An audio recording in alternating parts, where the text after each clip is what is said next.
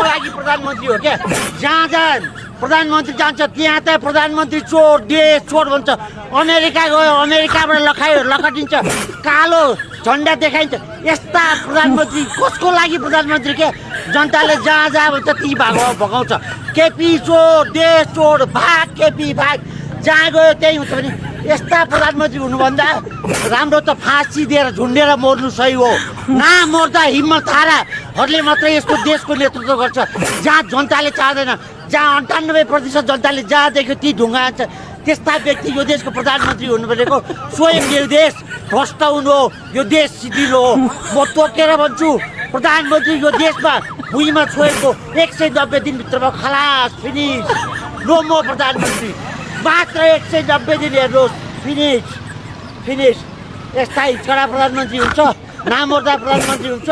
जो जनताको बिचमा जान सक्दैन